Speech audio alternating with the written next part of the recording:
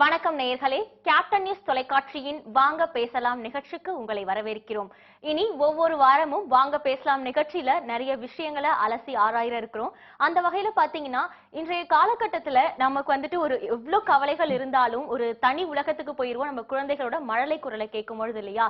அந்த வகையில குழந்தைகள் அப்படிங்கிறது ஒரு காட்ஸோட கிஃப்ட்னே சொல்லலாம். குழந்தைகளை பார்த்தா நம்ம எல்லாத்தையுமே மறந்துருவோம், எல்லா கவலைகளுமே போயிரும். அந்த அளவுக்கு நம்ம குழந்தைகள்கிட்ட ரொம்ப அஃபெக்ஷனாவும் இருப்போம். அவங்களுக்கு ஒரு சின்ன தலைவலி, சின்ன ஒரு கோல்டு காஃப்னாலே ரொம்ப பதறி போயிட்டு பெரிய பெரிய டாக்டர்ஸ் எல்லாம் போயிட்டு நம்ம பார்க்க வேண்டிய சூழல் எல்லாம் ஏற்படும்.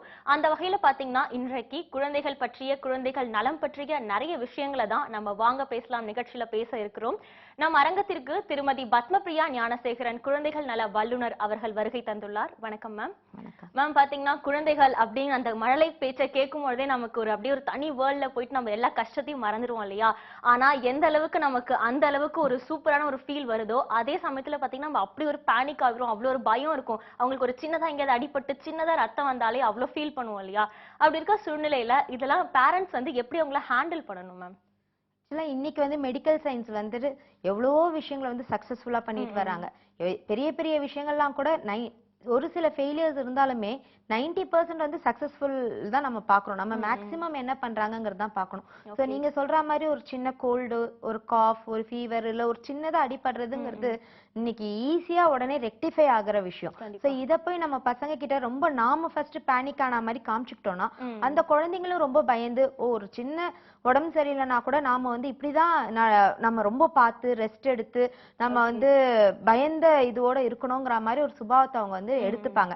அப்படி இல்லாம நாம this is nothing, you will be alright in 2 or 3 daysங்கிற மாதிரி நம்ம சொல்ல சொல்ல இதெல்லாம் ஒரு சாதாரண விஷயங்கிற விஷயம் நம்ம கிட்ட கத்துக்கிட்டு அப்படி ஹேண்டில் பண்ண ஆரம்பிப்பாங்க. நிச்சயம் மேம்.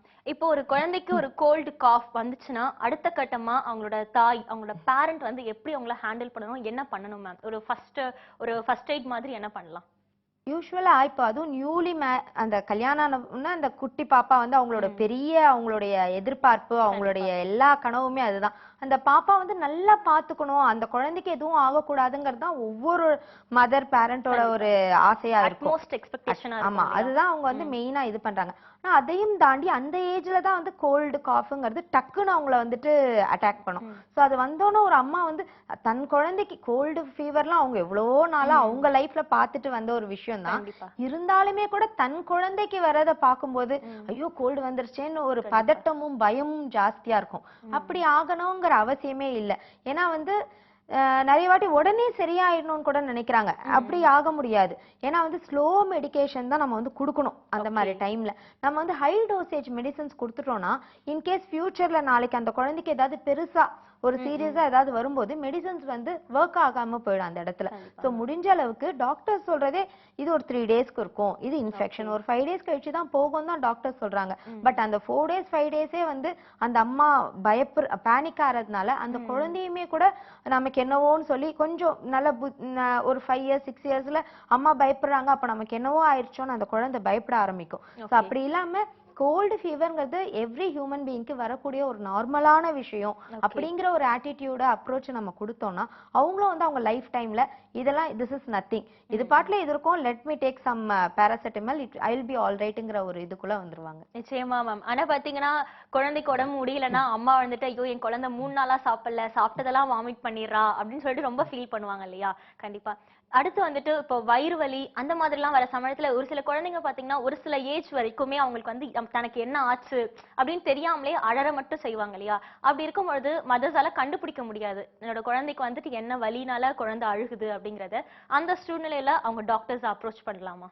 டாக்டர்ஸ கண்டிப்பா குழந்தைக்கு ஏதோ ஒரு ப்ராப்ளம் இருந்தா டாக்டர்ஸ் கிட்ட தான் போறோம். ஃபர்ஸ்ட் எடுத்தோடனே சின்ன சின்ன விஷயத்துக்குலாம் நம்ம போகணும் இல்ல. ஒரு கோல்டுனா அந்த காலத்துல இருந்து நம்ம வீட்டுல பாட்டி இருப்பாங்க, அவங்க எல்லாம் ஒரு சில மெடிசன் சொல்லுவாங்க, அதையெல்லாம் நம்ம ட்ரை பண்ணலாம். இன்கேஸ் அதெல்லாம் ஃபெயிலியர் ஆயிடுச்சு, அந்த குழந்தை ரொம்ப கஷ்டப்படுதுன்னா டாக்டர்ஸ் கிட்ட போறோம். நீங்க சொல்ற மாதிரி ஒரு வயிறு வலி அதுக்கு சொல்ல தெரியல, கண்டினியூஸ் கிரையிங், அம்மாவே டவுட் படுறாங்க இதுக்கு சம்திங் ஸ்டமக் அப்செட் இருக்குமோன்னும் போது டாக்டர் கிட்ட போறதோ ஒரு ரேரா ஒரு மெடிசன் தரதோ இங்க ப்ராப்ளம் கிடையாது. சின்னதா அந்த குழந்தை அழுதுருக்கும், சின்னதா ஏதாவது ப்ராப்ளம் இருந்திருக்கும், உடனே மெடிசன்ஸ் கொடுத்திருப்பாங்க. சோ எவ்ரி டைம் அந்த உடம்பு எப்படி ஆயிடும்னா நீங்க என்ன விஷயத்துக்கு அந்த உடம்ப பழகுறீங்களோ அதுதான் அந்த பாடி எடுத்துக்கும். சின்ன சின்ன விஷயம்னா கூட மெடிசன் கொடுத்தாதான் சரியாகுங்கிற மாதிரி ஃபர்ஸ்ட் ஸ்டேஜ் இருந்தாலும் அதுக்கப்புறமா அந்த மெடிசன்ஸே கூட உடனே ஒர்க் ஆகாம இன்னும் ஹையர் டோசேஜ் தேவைப்பட ஆரம்பிச்சிடும். சோ அதனால வந்து நம்ம முடிஞ்ச அளவுக்கு மெடிசன்ஸ் அவாய்ட் பண்ணி எப்படி நேச்சுரல் வேல அதை வந்து கியூர் பண்ணி கொண்டு வரணும். நெக்ஸ்ட் ரொம்ப முடியலன்னா மைல்ட் டோசேஜ் மெடிசன்ஸ், எங்க வந்து இதுக்கு ஹை டோசேஜ் தேவைப்படுது கட்டாயம் வேணும்ங்கிறோமோ அங்க மட்டும் அந்த மாதிரி மெடிசன்ஸ் யூஸ் பண்ற ஒரு பழக்கத்தை கொண்டு வரணும். கண்டிப்பா. இப்போ இந்த காலகட்டத்துல எல்லாம் குழந்தைகளுக்கு பாத்தீங்கன்னா இம்யூன் பவர் அப்படிங்கிறது ரொம்பவே கம்மியா இருக்கு இல்லையா? அப்படி இருக்கிற சூழ்நிலையில சின்ன வயசுல இருந்தே, அதாவது அவங்க பிறந்த குழந்தை வந்துட்டு அந்த பால் குடிக்கிற வயதுல இருந்து அடுத்த கட்டமாக அவங்களோட உணவு முறை மாற சூழ்நிலையில எந்த மாதிரியான உணவு முறைகள் எல்லாம் எடுத்துக்கணும் மேம்? ஆக்சுவலா இம்யூனிட்டி பவர், அதாவது ஒரு குழந்தைக்கு இது ஆகாது அப்படின்னு ஒரு விஷயமே இல்ல. ஆனா நிறைய இடத்துல பார்த்தா என் குழந்தைக்கு இது ஆகாது, இது எடுத்துக்காது, இது ஒத்துக்காதுன்னு இவங்க கண்டுபிடிச்சு வச்சிருக்காங்க. அப்படின்னு ஒரு விஷயம் கிடையாது. நாம எதை வந்து பழகுறோமோ அது வந்து எப்பயுமே எடுத்துக்கோ. மேபி பிகினிங்ல அவங்களுக்கு வந்து ஒரு ஐஸ்கிரீம் சாப்பிடும்போது கோல்டு பிடிச்சிருக்கலாம். அந்த ஐஸ்கிரீம் கோல்டு பிடிச்சாலும் பரவாயில்ல, நெக்ஸ்ட் கொஞ்சம் ஒரு ஃப்ரீக்வெண்டா இல்லாம டைம் விட்டு கொடுக்கும்போது ஆட்டோமேட்டிக்கா அந்த உடம்பு வந்து அதுக்கு இம்யூன் ஆயிடும். இன்னும் சொல்லணும்னா ஒரு இடத்துல ஒரு டிபேட் கூட நடந்தது. ஆக்சுவலா மேல் வந்து நல்லா அவங்களோட பிசிக்க பாத்துக்கிறாங்களா, ஃபீமேல் நல்லா பிசிக்க பாத்துக்கிறாங்களா, ஹெல்த் எல்லாம் யார் வந்து நல்லா பாத்துக்கிறாங்கன்னு. அந்த டிபேட்டோட அந்த எண்ட்ல வந்து என்ன சொல்லியிருந்தாங்கன்னா, ஃபைனல் கன்க்ளூஷன் என்னன்னா, மேல் ஃபீமேலை விட அனிமல்ஸ் தான் வந்து அதோட ஹெல்த்தை நல்லா பாத்துக்குது. ஏன்னா வந்து அனிமல்ஸ் வந்து டாக்டர்ஸ் கிட்ட போறது இல்ல, டயட் இருக்கிறது இல்ல. சோ இந்த மாதிரி they get immune to everything. அவங்க எடுத்துக்கிற எல்லா விஷயமும் அவங்களுக்கு எடுத்துக்கிற மாதிரி அவங்க வந்து ஃபர்ஸ்ட்ல இருந்தே அனிமல்ஸ் வந்து வாழறாங்க. சோ அந்த மாதிரியான ஒரு கண்டிஷன் வரணும். சோ வந்து இது ஆகாது இது ஆகலங்கிற விஷயங்களே கிடையாது. நாம எப்படி நம்ம பாடிக்கு வந்து ஒவ்வொரு விஷயத்தையும் பழகுறோமோ அது எல்லாமே வந்து இம்யூனிட்டி பவரை இன்க்ரீஸ் பண்ணும். சோ குழந்தைங்களுக்கு ஒண்ணு ஆகலன்னு சின்னதுலயே தண்ணியே ஆகாதுன்னு சொல்லி தண்ணிலேயே விடாம இருக்கிறது, ஐஸ்கிரீம் ஆகாதுன்னு ஐஸ்கிரீமே தராம இருக்கிறது. வீட்டுக்கு வரும்போது ஆசையா ஐஸ்கிரீமும் சாக்லேட்டும் வாங்கிட்டு வந்தா, ஐயோ அதை தயவு பண்ணி என்னோட குழந்தை கண்ணுல காமிச்சிடாதீங்க அப்படின்னு சொல்ற நிறைய பெற்றோர்கள் இருக்காங்க. அந்த குழந்தைங்களுக்கு வந்து லைஃப் டைம் அது ஆகாமலே தான் இருக்கும். ஏன்னா அவங்களுக்கு சின்னதுல இருந்தே அது வந்து ஆகாத ஒரு பொருளை எடுத்து வச்சாச்சு.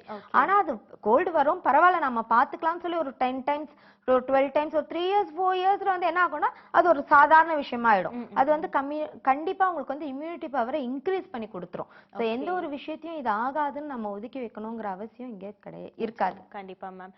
அடுத்து பாத்தீங்கன்னா இப்போ நம்மலாம் வந்து ஃப்ரூட்ஸ் எல்லாம் இப்போ டெய்லி வந்துட்டு இப்போ விமன்ஸ் எல்லாம் வந்துட்டு நல்லா அவங்க ஸ்ட்ரென்த்தா இருக்கணும், நல்லா க்ளோவா இருக்கணும், ஃப்ரூட்ஸ் எல்லாம் எடுத்துக்கிறாங்க இல்லையா? அப்படி பாத்தீங்கன்னா குழந்தைகள் வந்துட்டு டெய்லி என்ன மாதிரியான எக்ஸ்ட்ராவா இந்த மாதிரி விட்டமின்ஸ் மினரல்ஸ் இருக்கிற எந்த மாதிரியான ஃப்ரூட்ஸ் எடுத்துக்கலாம்? திருப்பி ஃப்ரூட்ஸ் எடுத்துக்கிட்டாலும் ஒரு லெமன், ஒரு சிட்ரஸ் ஃப்ரூட், ஆரஞ்சு, இதெல்லாம் வந்து கோல்டுன்னு நிறைய பேரோட ஒரு விஷயங்களா இருக்கு. கிடையவே கிடையாது. விட்டமின் சி வந்து ஆரஞ்சுல ஜாஸ்தியா இருக்கு. சோ நம்ம வந்து ஆரஞ்சை வந்து எப்போ அது கோல்ட் ஆகுது, எப்போ இன்ஃபெக்ஷன் வருதுன்னா ஃப்ரிட்ஜ்ல இருந்து எடுத்து போட்டு ஒரு ஐஸ் வாட்டர் யூஸ் பண்ணி குடுக்கும்போது தான் அது அஃபெக்ட் ஆகும். நீங்க நார்மலா ஒரு லியூக் வார்ம் வாட்டர்ல குடுக்கும்போது அந்த ஜூஸ் வந்து அஃபெக்ட் ஆறது இல்ல. ஃபார் எக்ஸாம்பிள் கேர்டு வந்து கோல்டான ஒரு விஷயம் ஆகாது, கிடையவே கிடையாது. ஃப்ரிட்ஜ்ல இருந்து எடுத்து யூஸ் பண்ற கேர்ட்ஸ் தான் கண்டிப்பா கோல்ட கொண்டு வருதே தவிர நீங்க ஃப்ரெஷ்ஷா போட்டு ஒரு சின்ன குழந்தைக்கு தர கேர்ட் வந்து அவங்களை அஃபெக்ட் பண்றது இல்ல. சோ எல்லா விஷயமே நம்ம எப்படி ஃப்ரூட்ஸ் சாப்பிடுறோமோ எல்லா ஃப்ரூட்ஸும் அவங்களுக்கு தரலாம். ஒரே ஒரு விஷயம், ஃப்ரிட்ஜ்ல இருந்து அவ்வளவு ஐஸ் கோல்டா ரொம்ப சில்டா சர்வ் பண்ணாம நம்ம வந்து ஒரு நார்மல் டெம்பரேச்சர்ல தரும்போது எனி ஃப்ரூட் வந்து அவங்களை அஃபெக்ட் பண்ணாது. கண்டிப்பா மேம், ரொம்ப நல்ல விஷயம். இப்போ பாத்தீங்கன்னா மேம் நிறைய நியூக்ளியர் ஃபேமிலிஸ் ஆயிடுச்சு இல்லையா? அப்பெல்லாம் ஜாயிண்ட் ஃபேமிலியா இருந்தது. நியூக்ளியர் ஃபேமிலி ஆனதுல இருந்து அந்த குழந்தைக்கு நினைவு தெரிகிற வயசுல இருந்தே அந்த ஒரு அபார்ட்மெண்ட் லைஃப்ல அப்படிதான் ஒரு குழந்தையுமே வளர்ந்துட்டு வராங்க. நிறைய பேரோட ஒரு ஃப்ரெண்ட்ஷிப் அப்படிங்கிற ஒரு சர்க்கிளே அவங்களுக்கு இல்லாம இருக்கு. நிறைய பேரோட பழக கூட யோசிப்பாங்க இல்லையா? நிறைய குழந்தைகள் அவங்க பெற்றோர்கள் பின்னாடி போய் ஒளிஞ்சுக்கிட்டு ரிலேட்டிவ்ஸை பார்த்தாலே பயப்படுற, ஃப்ரெண்ட்ஸை பார்த்தாலே பயப்படுற நிறைய குழந்தைகள் இருக்கிற சூழ்நிலையில அவங்களோட மனசை எப்படி நம்ம வந்து மனதை உறுதிப்படுத்துறது, எப்படி மத்தவங்க கூட ரொம்ப இயல்பா பழக வைக்கலாம் மேம்? இல்ல நாம வந்து சின்னதுல இருந்தே நம்ம ஒரு ஃப்ரெண்ட்ஸ் வீட்டுக்கு போறோம், இல்ல நம்ம ஃப்ரெண்ட்ஸ் வீட்டுக்கு வந்திருக்கிறாங்கன்னா அந்த குழந்தைங்க பயப்படும் போது நம்ம கூப்பிட்டு இவங்க நம்ம ஆண்டி நீ வந்து பேசணும், ஒரு 5 minutes you should have a டாக்னு நம்ம சொல்லும்போது அவங்களுக்கு அந்த ஹேபிட் வந்து வரும். அவங்க வந்து ரொம்ப ஷையா இருக்காங்க, பேனிக்கா இருக்காங்க. சோ கொஞ்ச நாள் கழிச்சு அவங்க கத்துப்பாங்க, நம்ம விட்டோம்னா அதுவே பழகிடும். சோ எங்கெங்க இடத்துல அவங்க எப்படி அந்த பிஹேவியர்ஸ் வந்து நம்ம மாத்தணும்னு நினைக்கிறோமோ அப்ப அன்னைக்கே அதை கரெக்ஷன் பண்ண ஆரம்பிச்சோம்னா அந்த யூசேஜ்குள்ள அவங்க வந்துருவாங்க. குழந்தைங்களுக்குன்னு எதுவுமே தெரியாது. நாம என்ன ஃபாலோ பண்றோம், நம்ம அம்மா அப்பா ஒரு ஃப்ரெண்ட்ஸ் கிட்ட எப்படி பேசுறாங்க, ரிலேஷன்ஸ் கிட்ட எப்படி நடந்துக்கிறாங்க, வந்தா வந்து வாங்கன்னு சொல்லணும். எங்க வீட்ல எல்லாம் வந்து சொல்லுவாங்க, யார் வந்தாலும் வாங்க வாங்கன்னு சொல்லுங்க, வாய் விட்டு கூப்பிடணும். இப்பெல்லாம் அது குழந்தைங்களுக்கு தெரியறது இல்ல. நம்ம வந்து சொன்னோம்னா வாங்க வாங்கன்னு சொல்லுங்கன்னு கத்து கொடுக்கும்போது அவங்க அதை கத்துக்கிட்டு அதை செய்ய ஆரம்பிப்பாங்க. நிச்சயமா அந்த விருந்தோம்பல் அப்படிங்கிற பழக்கத்தை வந்து சின்ன வயசுல இருந்தே குழந்தைங்களுக்கு கொண்டு வந்தாதான் அந்த மரியாதை, அந்த ரெஸ்பான்சிபிலிட்டிஸ் அது எல்லாமே நிறைய இருக்கும் இல்லையா மேம்? ஆமா. கண்டிப்பா. அடுத்து குழந்தைகள் வந்துட்டு வேற என்ன மாதிரியான பழக்க வழக்கங்களுக்கு அவங்க சிறு வயசுல இருந்தே உள்ளாக்கணும்? மெயினா நான் என்ன சொல்றேன்னா, அந்த குழந்தைங்களை வந்து எல்லா விஷயங்களுக்கும் ஏத்துக்கிற மாதிரி ஒரு பக்குவத்தை எடுத்துட்டு வரணும். நம்ம வந்து உடம்பு சரியில்லைன்னு ரொம்ப பேம்பர் பண்ணக்கூடாது. பேம்பரிங் வேற, கேரிங் வேற. கேரிங்கிறது இப்போ ஒரு குழந்தைக்கு உடம்பு சரியில்லை, ஒரு மார்னிங் வந்துட்டு இந்த மெடிசன் தரணும், ஆஃப்டர்நூன் மெடிசன், ஸோ கரெக்ட் டைம்ல மெடிசன் தரது, என்ன ஃபுட் அவங்களுக்கு தரணும்னு ஃபாலோ பண்றது, இதெல்லாம் கேரிங். அதை தவிர நிறைய மதர்ஸ் வந்து என் பாப்பாக்கு ரொம்ப உடம்பு சரியில்லை, இன்னும் 3 நாள் ரெஸ்ட் எடுத்துக்கணும், நீ நடக்காத, நான் தூக்கிட்டு போறேன், நீ அந்த மாதிரி சொல்ற விஷயங்கள்லாம் பேம்பரிங் கீழே வந்துரும். ஸோ அப்படி பண்ணும்போது குழந்தை நல்ல பெரிய அது ஒரு அடல்ட் ஸ்டேஜ் வரும்போது கூட நமக்கு உடம்பு சரியில்லை, நம்ம 2 days ரெஸ்ட் எடுத்துக்கணும் அப்படிங்கிற ஒரு விஷயத்துக்குள்ள போயிடும். ஸ்கூலுக்கு போக கூடாது, பெட் ரெஸ்ட்ல இருக்கணும், நல்ல போர்வை போத்திட்டு அப்படி நிறைய மென்டாலிட்டி வந்துரும் இல்லையா? நாம தான் வந்து அந்த குழந்தைங்களுக்கு சொல்லணும், அப்படி ஒண்ணும் கிடையாது. கோல்டு ஃபீவர், ஒரு ஸ்டமக் ஏக்குங்கிறது ஒரு நார்மலா எவ்ரி ஹியூமனுக்கு வரதுதான். ஒரு பொல்யூஷன்ல இருந்து வரும், இல்ல வந்து வேற எங்கேயாவது வந்து டிரான்ஸ்மிட் ஆகி வந்திருக்கும். சோ இதெல்லாம் வந்து யூசுவலா வர ஒரு விஷயம். சின்னதா ஸ்டமக் அப்செட்னா கூட பெரிய பெரிய வேர்ட்ஸ் லைக் ஃபுட் பாய்சன் அந்த மாதிரி வேர்ட் எல்லாம் யூஸ் பண்ணணும்ல. மேபி அதுக்கு ஒரு சின்ன ஸ்டமக் அப்செட்டா இருக்கும். அத நீங்க நார்மல் டயட் கொண்டு வரும்போதே அதுல இருந்து அது வெளியில அந்த குழந்தைங்க வந்து ஈஸியா வெளியில வந்துரும். நம்ம ஃபுட் பாய்சன் சொல்லி பெரிய மெடிசன்ஸ் கொடுத்து அவங்கள 1 வீக் வந்துட்டு இந்த ஃபுட் தான் நீ சாப்பிடணும்னு சொல்லி கஷ்டப்படுத்தாம ஒரு நார்மலா எதையுமே அந்த உடம்பு ஏத்துக்க கூடிய ஒரு பக்குவத்தை நம்ம சின்னதுலயே உருவாக்கிட்டோம்னா அவங்க வந்து அடல்ட் ஸ்டேஜ் வரும்போது அவங்களுக்கு ஈஸியா இருக்கும். அந்த ஹெல்த் கண்டிஷன் வந்து எல்லா விஷயங்களையும் டிராவல் பண்ணி வெளியில வரதுக்கு, சக்சஸ்ஃபுல்லா வரதுக்கு ரொம்ப ஈஸியா ஹேண்ட்லிங்கா இருக்கும் உங்களுக்கு. கண்டிப்பா மேம். 5ல வளையாதது 50ல வளையுமான்னு சொல்லுவாங்க. அந்த மாதிரி பாத்தீங்கன்னா நம்ம சின்ன வயசுல இருந்தே அவங்களை எப்படி மாடல் பண்றோமோ அந்த மாதிரி தான் பெரிய வயசுல வருவாங்க இல்லையா? அடுத்து பாத்தீங்கன்னா இந்த காலகட்டத்துல நிறைய பேர் என்ன பண்ணுவாங்க, ஒரு 6 இயர்ஸ் 5 இயர்ஸ்ல கொண்டு போயிட்டு டான்ஸ் கிளாஸ், மியூசிக் கிளாஸ், அந்த கிளாஸ் இந்த கிளாஸ் சேர்த்து விட்டுருவாங்க இல்லையா? இது நல்லதா? அபார்ட் ஃப்ரம் அகாடமிக் வைஸ் இவங்க இந்த மாதிரி கிளாஸஸ் எல்லாம் கொண்டு போயிட்டு அவங்களுக்கு ஒரு ஸ்ட்ரெஸ் கொடுக்குறாங்க. குட்டி வயசுல அந்த குழந்தையால அந்த கீபோர்டை தூக்கவே முடியாது, பட் கீபோர்ட் கிளாஸ் போவாங்க இல்லையா?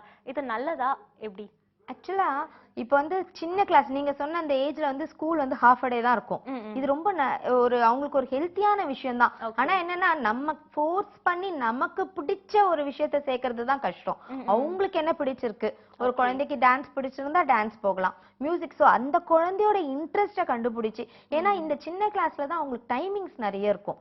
சோ வந்து நீங்க சொன்ன மாதிரி அந்த ஹெவி கீபோர்டு எடுத்துட்டு போய் கீபோர்டு தான் கத்துக்கணும் இல்ல.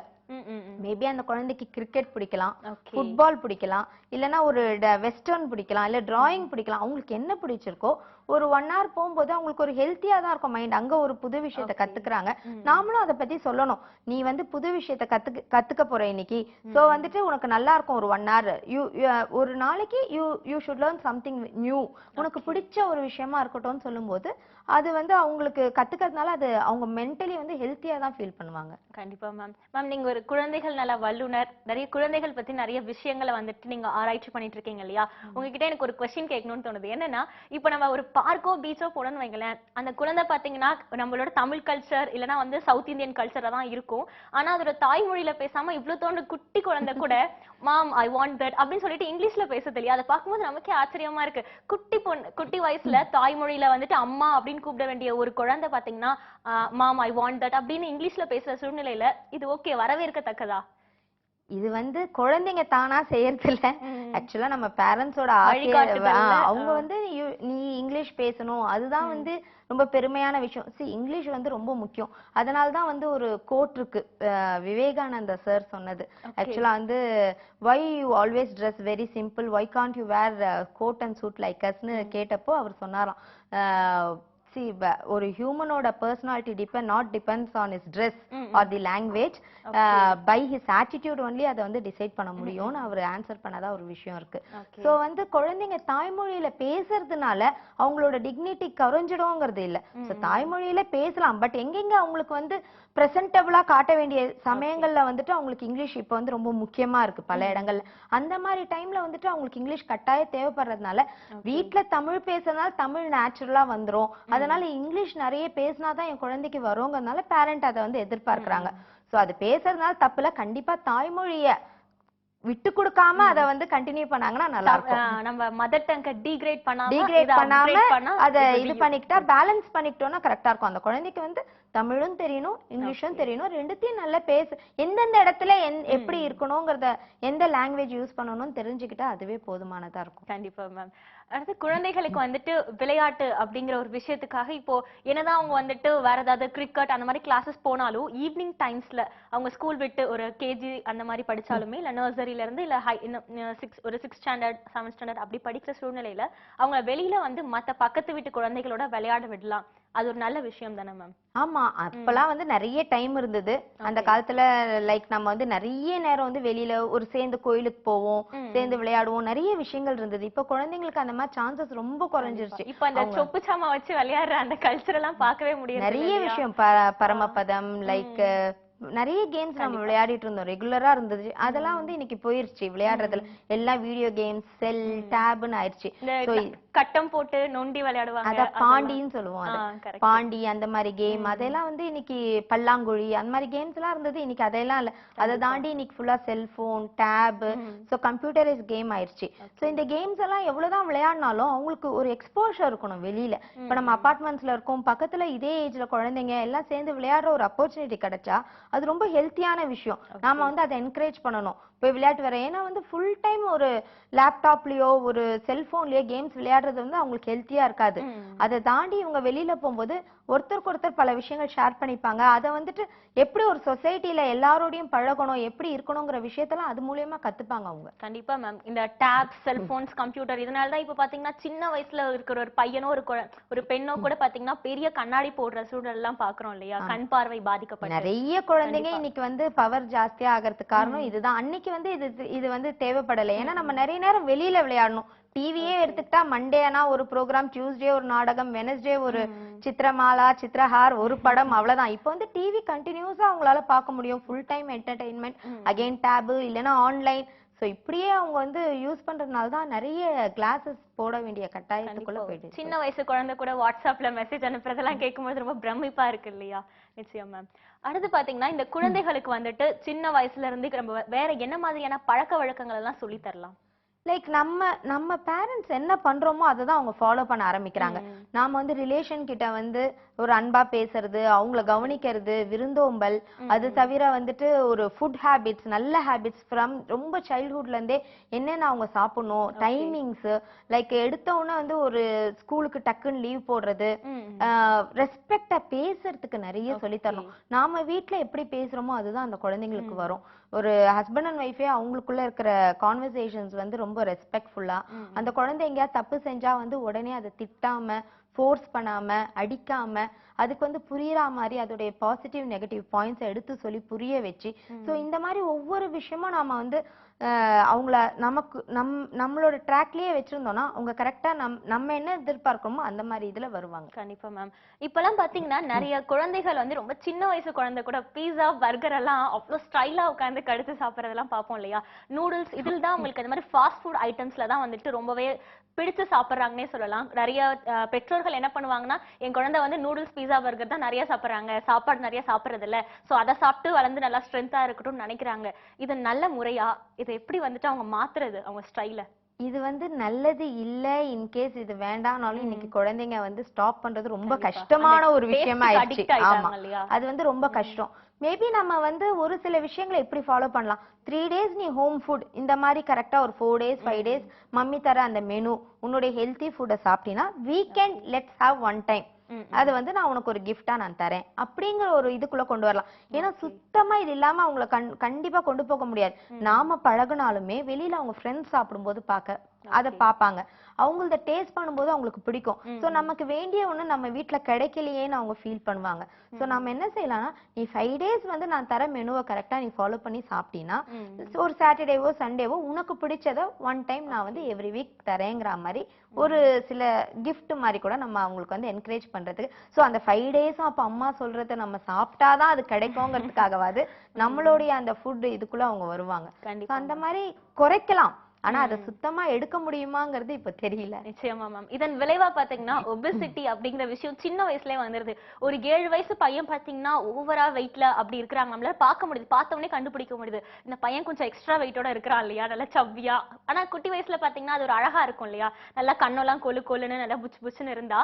பட் இது நல்ல விஷயம் கிடையாது. பெரிய வயசுல நம்ம கொஞ்சம் வயது கொஞ்சம் பெருசா ஆனதுக்கு அப்புறமும் இதனால நிறைய விளைவுகள் ஏற்படுது. இத வந்துட்டு பெற்றோர்கள் எந்த மாதிரி அவங்கள வந்து அணுகணும் இதை குறைக்கிறதுக்கு?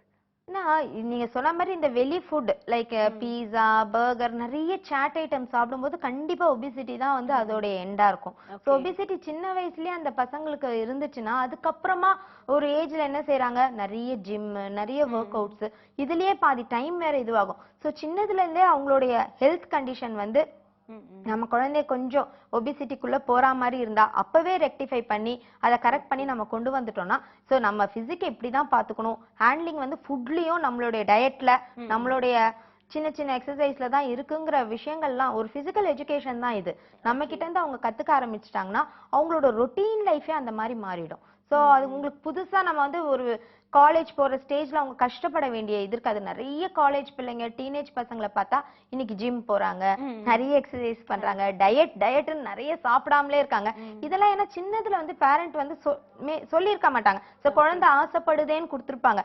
அதோட இதெல்லாம் அந்த பசங்க வந்து அந்த டீனேஜ்ல ரொம்ப கஷ்டப்படுறாங்க. அதனால சின்னதா இருக்கும் போதே இதனால என்ன ஆகும் இன் ஃபியூச்சர், நீ எப்படி வந்து கஷ்டப்படுவ, அதனால நீ இதை சாப்பிட வேண்டாம்னு சொல்லல, ஒரு வீக்லி ஒன்ஸ் 10 days ஒன்ஸ் வந்து ஒரு ரேரா வந்து நீ எடுத்துக்கிறதுக்கு பழகி கொடுத்தோம்னா அவங்களுக்கு அது ஈஸியா இருக்கும். கண்டிப்பா மேம். கண் பார்வை நான் முன்னாடியே சொன்ன மாதிரி இப்போ குழந்தைகளுக்கு பாத்தீங்கன்னா கண் பார்வைங்கிறது ரொம்பவே குறைஞ்சு வந்துட்டு பெரிய பெரிய கண்ணாடி எல்லாம் போடுற அளவுக்கு வந்துட்டாங்க இல்லையா. அப்படி இருக்கும்பொழுது அவங்க கண்ணுக்கு அப்படின்னு தனியா பாதுகாப்பான உணவு முறைகள் என்னென்ன அவங்க கொண்டு வர வேண்டும் பெற்றோர்கள்? கண்கள் அப்படின்னு நீங்க தனிப்பட்ட முறையில சொல்றீங்க. ஜென்ரலா அந்த ஹோல் பாடிக்கே நம்ம வீட்ல செய்யற எல்லா ஃபுட்லயும் அதுக்கு தேவையான எல்லாமே இருக்கு. ஆமா, விட்டமின் ஏ, புரோட்டீன்ஸ், கண்ணுக்கு என்ன தேவையோ பருப்புல இருக்கு. நிறைய பேர் வந்து இப்ப வந்து சாப்பாடெல்லாம் பருப்பு சாதம்லாம் அந்த காலத்துல கம்பல்சரி குழந்தைங்கனாலே பருப்பு சாதம் நெய் போட்டு கொடுப்பாங்க. அதுலயே எல்லாமே வந்து சேர்ந்துரும். இன்னைக்கு பசங்க வந்து அதையெல்லாம் ஒரு 2 yearsல கூட சாப்பிட மாட்டேங்கிறாங்க. அப்பவே வந்து அவங்க வேற மாதிரி ஃபுட்டுக்குள்ள போயிடுறாங்க. சோ நம்மளுடைய டெய்லி ரொட்டீன்லயே நம்ம யூஸ்வலா அந்த டைம்ல சாப்பிட்ட எல்லா ஃபுட்டுமே லைக் கர்ட்ல, பருப்புல, நெக்ஸ்ட் சீரியல்ஸ் நிறைய, இந்த வேர்க்கடலை, கொண்டக்கடலை, அந்த மாதிரி கடலைலாம் வந்து பல்சஸ்ல எல்லாம் வந்து நிறைய விஷயங்கள் இருக்கு. சோ இதெல்லாம் வந்து ஒரு இப்போ ஸ்நாக்ஸ் தரோம். ஒரு நாள் பாத்தீங்கன்னா பிஸ்கெட், கேக் எல்லாம் தரோம்.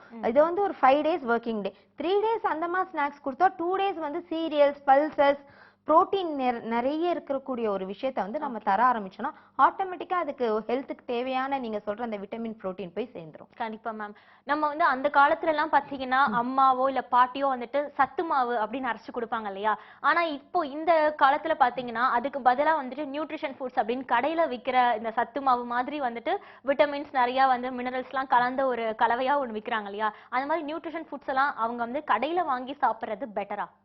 இல்ல, கண்டிப்பா வந்து நியூட்ரிஷன் ஃபுட் வந்து அது யாருன்னா இப்போ வீட்ல வந்து அது காய வச்சு அரைக்க டைம் இல்லாம இருக்கிறவங்க தான் அந்த ரெடிமேட் இன்ஸ்டன்டா வாங்கி யூஸ் பண்றதுக்கு வேற வழி இல்லாம பண்ற மாதிரி ஒரு காலத்துல இருக்கும். பட் ஜென்ரலா நாம வீட்ல ப்ரிப்பேர் பண்றதுல தான் நாம வந்து இப்போ வந்து கேஷ்யூ நட்னா அது கொஞ்சம் ஜாஸ்தி போடுவோம், ஒரு பாதாம் கொஞ்சம் கூட ஆட் பண்ணுவோம். அதுல வந்து எது ஜாஸ்தியா இருக்கு எது கம்மியா இருக்குன்னு நம்ம சொல்ல முடியாது. அதுவும் இல்லாம நம்ம குழந்தைக்கு என்ன எடுத்துக்கும், என்ன வேணுங்கிறத அந்த ப்ரொபோர்ஷனுக்கு ஏத்த மாதிரி நம்ம போட்டு அதை ரெடி பண்ணி கொடுக்கும்போது அதுதான் ஹெல்த்தியா இருக்குமே தவிர வேற வழியே இல்ல, எனக்கு டைமே இல்ல, ரெடி பண்ணவே முடியலன்னும் போது அந்த ஆப்ஷன். ஆனா அதர்வைஸ் வீட்ல ரெடி பண்ணி தரதுதான் வந்து பெஸ்ட் ஆப்ஷனா இருக்கும். Okay ma'am. அவங்களோட அந்த மனம் எப்படின்னா ரொம்ப ஸ்ட்ராங்கா ரொம்ப உறுதித்தன்மையோட இருக்கணும் இல்லையா மேம். நிறைய குழந்தைங்க பாத்தீங்கன்னா ஒரு சின்ன வயசுல இருந்தே ஏதோ ஒரு இன்ஃபீரியாரிட்டி காம்ப்ளெக்ஸ் வந்துரும். அவங்களே அவங்கள வந்துட்டு ரொம்பவே டீக்ரேட் பண்ணி பாத்துப்பாங்க. அப்படி இருக்கும்போது அவங்க ரொம்ப போல்டாவும் ரொம்ப தைரியமா இந்த சொசைட்டில நடக்கிற நிறைய விஷயங்களை ஃபேஸ் பண்ற அளவுக்கு அவங்களுக்கு எப்படி ஒரு ஸ்ட்ரென்த் கொடுக்கணும்? இதுக்கு ரீசன் வந்து ஒரு 2 குழந்தைங்க இருக்கிற வீட்ல பாத்தீங்கன்னா நிறைய வாட்டி வந்து ஒரு குழந்தை நல்லா படிக்கும், ஒரு குழந்தை கம்மியா படிக்கும். நீ சரியாவே படிக்கிறது இல்லைன்னு நிறைய வாட்டி சொல்லியிருப்பாங்க. எங்கேயாவது ஒரு இடத்துல வந்து அவங்க அந்த குழந்தையோட மைனஸை நிறைய வாட்டி சொல்லியிருப்பாங்க. சோ வீட்லயே அதை சொல்லும் போது அந்த குழந்தை வந்து தன்னை இன்ஃபீரியரா ஃபீல் பண்ண ஆரம்பிச்சு அதையே வந்து என்கரேஜ் அதையே வந்து வளர்த்துக்கும் அது மனசுக்குள்ள. நம்ம வந்து இப்படி இருக்கோம் போல, அதனால நம்மள யாருக்கும் பிடிக்கல, நம்ம அண்ணாவை தான் பிடிக்குது, நம்ம அக்காவை தான் பிடிக்குது. அப்படி இல்லாம நீ இங்க பாரு, இந்த பையன் வந்து நல்லா படிக்கிறான், ஆனா நீ நல்ல டான்ஸ் ஆடுற, இருந்தாலும் நீ கொஞ்சம் ஸ்டடீஸ் இம்ப்ரூவ் பண்ணா நல்லா இருக்கும். அப்படி பேசும்போது அவங்களுக்கு அந்த இன்ஃபீரியாரிட்டி காம்ப்ளெக்ஸ் வராது. இந்த மாதிரி நம்ம வந்து கம்பேர் பண்ணி அவங்கள ரொம்ப நீ நீ உனக்கு வரவே வராது அப்படியெல்லாம் சொல்லும் போதுதான் இங்கேயோ இல்ல ஸ்கூல்லயோ அந்த மாதிரி சம்பவங்கள் நடந்திருக்கும். அதுக்கு பிறகுதான் ஒரு குழந்தைக்கு இன்ஃபீரியாரிட்டி வருதே தவிர அதுவா வந்து தானா டெவலப் பண்ணிக்கிறது கிடையாது. அப்படி ஒருவேளை தானா இன்ஃபீரியரா ஃபீல் பண்ணுதுன்னு தெரிஞ்சா அந்த குழந்தைய ஜாஸ்தியா நம்ம என்கரேஜ் பண்ணணும். உனக்கு நல்லா வருமே, நீயே அங்க நிக்கிற, நீங்க வா அப்படின்னு நம்ம கூப்பிட்டு ஒவ்வொரு விஷயத்தையும் நம்ம அதை வந்து என்கரேஜ் பண்ணிட்டே இருக்கும்போது ஒரு இன்ஃபீரியாரிட்டி லைட்டா இருந்துச்சுன்னா கூட அதுல இருந்து ஓவர் கம் பண்ணி அவங்க வெளியில வந்துருவாங்க. நிச்சயமா, ரொம்ப நல்ல விஷயம். அண்ட் குழந்தைகளுக்கு வந்துட்டு வேற என்ன மாதிரியான பயிற்சிகள்லாம் நம்ம வீட்லயே கொடுக்கலாம்? மெயினா வந்து அவங்க கிட்ட நம்ம பேசும்போது எல்லாமே வந்து பாசிட்டிவ் ஆட்டிடியூட் தர மாதிரியான விஷயங்களை பேசணும். உன்னால முடியும், நீ செய்வ, எதுவுமே வந்து நெகட்டிவா ஒரு விஷயத்த வந்து அவங்களுக்கு எடுத்துட்டு போய் சொல்லக்கூடாது. ஏன்னா அவங்க வந்து நெகட்டிவ் திங்ஸ் வந்து ஈஸியா எடுத்துப்பாங்க, டக்குன்னு வந்து கத்துப்பாங்க, டக்குன்னு எடுத்துப்பாங்க. நம்ம வந்து பாசிட்டிவா அவங்க கிட்ட நம்ம அப்ரோச்சே வந்து பாசிட்டிவ் ஆட்டிடியூட இருக்கணும் நம்ம ஃபர்ஸ்ட். அப்பதான் வந்து நம்ம லைஃப்ல வந்து சக்சஸ்ஃபுல்லா எப்படி வரணும், என்னெல்லாம் செஞ்சா வர முடியும், அதுக்கு எப்படி ஒரு அணுகுமுறை வேணும், வெளியில சொசைட்டில எப்படி பழகணும், ஃப்ரெண்ட்ஸ் கிட்ட எப்படி பழகணும். நிறைய பேர் வந்து நமக்கு ப்ராப்ளம்ஸ் தரா மாதிரி வந்தா கூட அதுல இருந்து எப்படி வெளியில வரணும். சோ அதையெல்லாம் வந்து நம்ம கத்து தரும்போது அவங்க வந்து வீட்லயே கூட இப்பெல்லாம் நிறைய வீட்ல மெய்ட்ஸ் இருக்காங்க. அவங்களுக்கு வந்து அந்த மெய்ட்ஸ் கிட்ட கூட பேசுற விதம் கூட நம்ம வந்து சொல்லி கொடுக்கணும். அவங்க வந்து உனக்கு சர்வ் பண்றாங்க. ஏன்னா சில பிள்ளைங்களுக்கு தெரியாது, அவங்க வந்து மெய்டுங்கிறதுனால அவங்க வந்து நீ செஞ்சுதான் ஆகணுங்கிற மாதிரி ஒரு விஷயத்துக்குள்ள இருப்பாங்க. நம்ம அந்த மாதிரி சின்ன சின்ன விஷயங்கள் கூட நோட் பண்ணி சொல்லி தரணும். அந்த அக்கா வந்து உன்னை பாத்துக்கிறதுக்காக வந்திருக்காங்க, உனக்கு எதாவது வேணும்னா ப்ளீஸ், லைக் அந்த 3 மேஜிக்கல் வேர்ட்ஸ் நிறைய இடங்கள்ல இப்ப குழந்தைங்க யூஸ் பண்றதே சாரினே சொல்லக்கூடாதுங்கிற ஒரு முடிவுல இருக்காங்க. ஸோ சாரி, ப்ளீஸ், தேங்க்ஸ் எல்லாம் நீ சொல்லணும். சொல்ல சொல்ல you will be a successful personங்கிறத நம்ம வந்து பல விஷயத்துல எடுத்து சொல்லி ப்ரூவ் பண்ணி காட்டணும். ஸோ இதையெல்லாம் அவங்க ஃபாலோ பண்ணும்போது they will be successful. கண்டிப்பா மேம். குழந்தைகள் வந்துட்டு ஒரு 10 வயசை கடந்து அந்த 11 12 வயசுல வரும்பொழுது பாத்தீங்கன்னா அவங்களோட மென்டாலிட்டியா வேற மாதிரி இருக்கும் இல்லையா? எதை பார்த்தாலுமே எல்லாமே நமக்கு அகெயின்ஸ்டா நடக்குது, வீட்ல பேரண்ட்ஸ் கூட நம்மள சப்போர்ட் பண்றது இல்ல அப்படின்னு ஆல்ரெடி சொன்ன ஒரு இன்ஃபீரியாரிட்டி காம்ப்ளெக்ஸ்ங்கிறது அவங்களுக்கு முக்கியமா வர ஏஜ்னு பாத்தீங்கன்னா அந்த 11-12 இயர்ஸ்ல தான் வரும். அந்த 11-12 இயர்ஸ்ல அவங்க எப்படி அவங்க நம்ம கொண்டு போறோமோ அந்த பாதையில தான் அந்த குழந்தைகளும் போவாங்க இல்லையா? அப்ப அந்த ஒரு பக்குவமான வயசுல எப்படி பெற்றோர்கள் வந்து குழந்தைகளை பாத்துக்கணும்? எக்ஸாக்டா அந்த டீனேஜ் ஸ்டார்ட் ஆகுற அந்த ஏஜ் வந்து எப்படின்னா அவங்களுக்கு அந்த ஏஜ்ல அட்வைஸே பிடிக்காது. ஃபர்ஸ்ட் கண்டிப்பா அட்வைஸே பிடிக்காது. அதே மாதிரி நாமளுமே கூட அந்த டீனேஜ்ல எப்படி இருந்தோம்னு எல்லா பேரண்ட்டும் மறந்துடும். ஒரு மதர் ஃபாதர் ஆனோன்னு நம்ம குழந்தை என்ன செய்யணும், ஐயோ என் குழந்தை இதை செய்யணும்னு ஆசைப்படுறோமே தவிர அந்த ஏஜ்ல நாமளே கூட ஒரு சில நேரங்களை கேட்டிருக்க மாட்டோம். இதெல்லாம் வந்து நேச்சுரலா அந்த ஏஜ் வந்து எல்லாத்தையும் வேண்டாம்னு சொல்ற மாதிரியான ஒரு ஏஜ். அவங்களுக்கே அவங்க செய்யறது ரைட்டா தப்பான்னு தெரியாது. சோ ஒரு விஷயத்தை திருப்பி திருப்பி சொல்லும் போது அவங்களுக்கு அது பிடிக்கிறது இல்ல. சோ நாம வந்து ஒரு என்ன வேணுமோ அதை ஒன் டைம் ஒரு வார்னிங் மாதிரி அந்த மாதிரி ஒரு பழக்கத்துக்குள்ளதான் அவங்கள கொண்டு வரணும். நான் இதை சொல்லியிருக்கேன், நீ இந்த வீக் ஃபுல்லா செய்ய மாட்டேன்னு நான் நம்புறேன், let me have a watch. So ஒரு வீக் வந்து அவங்களை அப்சர்வ் பண்ணணும். நம்ம வந்து சொன்னதையே சொல்லும் போது அவங்களுக்கு வந்து கண்டிப்பா பிடிக்கிறது இல்ல, அதை செய்யவும் அவங்க விரும்புறது இல்ல. சோ டீனேஜ வந்து நம்ம ஹேண்டில் பண்றதுக்கு இன்னும் நிறைய விஷயங்கள் வந்து அது ஒரு பெரிய டாபிக் ஆக்சுவலா. அந்த டைம்ல வந்து நாம் ஃபர்ஸ்ட் பேரண்ட் வந்து எப்படி ஹேண்டில் பண்ணணும், நம்மளுடைய பாஸ்ட யோசிச்சு அவங்க ஏஜுக்குள்ள போய், ஏன்னா அவங்களுக்கு நிறைய ஹார்மோனல் சேஞ்சஸ் அந்த டைம்ல இருக்கும். நேச்சுரலாவே அவங்களுக்கு ஒரு சில விஷயங்கள் வந்துட்டு நம்ம வந்து we have grown up, நம்ம வந்து இப்படிதான் இருக்கணும், அம்மா சொன்னோன்னு கேட்க கூடாதுன்னா அவங்களுக்கு தோணும். பட் அதை தாண்டி நாம கொஞ்சம் கொஞ்சமா சப்போர்ட் பண்ணி அவங்களை ஃப்ரெண்ட்லி அப்ரோச்ல நம்ம சைட்ல கொண்டு வரதுதான் நம்மளுடைய பேரண்டிங்கிறது நம்ம சொல்லிட்டு இருக்கிறோம். சோ அதை வந்து நம்ம கான்சென்ட்ரேட் பண்ணி கொண்டு வரணும். நிச்சயம் மேம். அந்த 11-12 இயர்ஸ்ங்கிறது அவங்க வந்து இந்த வெளி உலகத்தை வந்து வேற மாதிரி ஒரு ஆங்கிள் பாப்பாங்கன்னே சொல்லலாம் இல்லையா? கண்டிப்பா. அடுத்து பாத்தீங்கன்னா ஃப்ரெண்ட் சர்க்கிள்ங்கிறது குழந்தைங்களுக்கு ரொம்பவே முக்கியம். நம்ம சின்ன வயசுல இருந்து என்னதான் வந்துட்டு நீ இவங்க கூட சேரக்கூடாது அவங்க கூட சேரக்கூடாதுன்னு சொன்னா அது வேற மாதிரி ஒரு ரிஃப்ளெக்ஷனை கொண்டு வரும் இல்லையா? குழந்தைங்க யார்ட்டையுமே பேசாம ரொம்ப லோன்லியா இருப்பாங்க. பட் ஃப்ரெண்ட்ஸ் சர்க்கிளை வந்து அவங்க சூஸ் பண்றதுல நம்ம ஒரு 10 இயர்ஸ்க்கு அப்புறம் எப்படி லீட் பண்றது? காரணம் இந்த 11, 12 இயர்ஸ் தான் வந்துட்டு அவங்க எப்படி வேணாலும் மாறலாம். அப்படி இருக்கும்போது ஃப்ரெண்ட்ஸ் சர்க்கிள் ரொம்ப முக்கியம். அதை நம்ம எப்படி கைட் பண்ணலாம்? இல்ல அவங்க போற போக்குக்கு ஃப்ரெண்ட்ஸ் அவங்க கிரியேட் பண்ணிக்கலாமா? இது ரொம்ப முக்கியமான விஷயம். அதாவது பசங்க வந்து அந்த ஏஜ்ல கண்டிப்பா ஒரு மதரும் ஃபாதரும் பேசணும் எவ்ரிடே. இன்னைக்கு உன்னுடைய பெஸ்ட் ஃப்ரெண்ட் யாரு, யார் கூட சண்டை போட்ட, இல்ல என்ன டாபிக்க வந்து நீங்க வந்து டிஸ்கஸ் பண்ணியிருந்தீங்கன்னு நம்ம நம்ம வந்து ஒரு ஃப்ரெண்ட்லியா இருந்தாதான் அந்த அந்த விஷயங்கள் எல்லாத்தையும் அந்த குழந்தை ஷேர் பண்ணும். அந்த மாதிரி ஷேர் பண்ணும்போது அந்த ஃப்ரெண்ட்ஸை பத்தி சொல்ற விஷயங்கள் எங்கேயோ நமக்கு சரியில்லைன்னு பட்டா கூட அந்த அந்த குழந்தை செய்யறது தப்பு இருந்தாலும் நீ வந்து அந்த விஷயத்த எடுத்துக்கணும்னு இல்ல, முடிஞ்சா நீ போய் அட்வைஸ் பண்ணு. இல்ல நீ அதுக்குள்ள போகாம இருக்கணும். ஏன்னா நான் ஆஸ் அ மதர் நான் வந்து உன்னை கம்பேர் பண்ண விரும்பல. பட் நம்ம ஃபேமிலி இப்படி, நான் உன்கிட்ட இதை எக்ஸ்பெக்ட் பண்றேன். நீ இப்ப வந்து கம்பேர் பண்ணா நம்ம குழந்தைய ஒரு குழந்தையோட கம்பேர் பண்ணா அந்த குழந்தை திருப்பி நம்மள வந்து இன்னொரு பேரண்டோட கம்பேர் பண்ணும். சோ நீயும் பண்ண வேண்டாம், நானும் பண்ண வேண்டாம். நம்ம வீட்டு சூழ்நிலை இது. இதுக்கு நான் இதை இந்த விஷயங்களை நான் எக்ஸ்பெக்ட் பண்றேன். உனக்கு என்ன வேணும்னு சொல்லு, நான் செய்யறேன். இது செய்யலாம். உன்னுடைய ஃப்ரெண்ட்ஸ் வந்து நீ வச்சிருக்கிற இந்த 4 ஃப்ரெண்ட்ஸ் ஓகே, அந்த ஒரு குழந்தைகிட்ட இந்த மிஸ்டேக்ஸ் இருக்கு. சோ நீ ஃப்ரெண்ட்லியா பேசு, நான் உன்னை வந்து பேசவே வேண்டாம்னு சொல்லல. பட் அந்த குழந்தைகிட்ட இருந்து அந்த மாதிரி விஷயங்களை எடுத்துக்காத, கத்துக்காத, நீ அதுக்குள்ள போயிடாத. டிஸ்கஸ் பண்றது வேற, நீ அதுக்குள்ள போறது வேற. பேசவே பேசாத ஒரு விஷயத்த பார்க்கவே பார்க்காத, கேட்கவே கேட்காதன்னுலாம் இன்னைக்கு சொல்ல முடியாது. ஏன்னா ரொம்ப சின்ன வயசுல இருந்தே அவங்க எல்லாத்தையும் பார்க்கக்கூடிய கேட்கக்கூடிய சந்தர்ப்பங்கள் இன்னைக்கு ஜாஸ்தியா இருக்கு. டிவி மீடியா எல்லாத்துலயுமே அவங்க பார்த்து எல்லாமே அவங்களுக்கு தெரியும். சோ அது நீ பண்ணக்கூடாதுன்னு சொல்ல முடியாது இன்னைக்கு. இதையெல்லாம் கேட்டாலும் பார்த்தாலும் அப்படிப்பட்ட சந்தர்ப்பங்கள் இருந்தாலும் அதுல நீ உள்ள போகாம எப்படி இருக்கணும் அப்படிங்கறதான் நம்ம வந்து ஃபுல்லா அவங்கள கைட் பண்ணணும். நிச்சயம் மேம். அண்ட் ரொம்ப நன்றி மேம். அப்படியே ஒரு வயசுல இருந்து 12 வயசு வரைக்கும் நம்மளே போயிட்டு பேக்ல போய் டிராவல் பண்ணிட்டு வந்த ஒரு ஃபீல் இருந்துச்சு இன்னைக்கு இந்த சப்ஜெக்ட் பேசும்போது.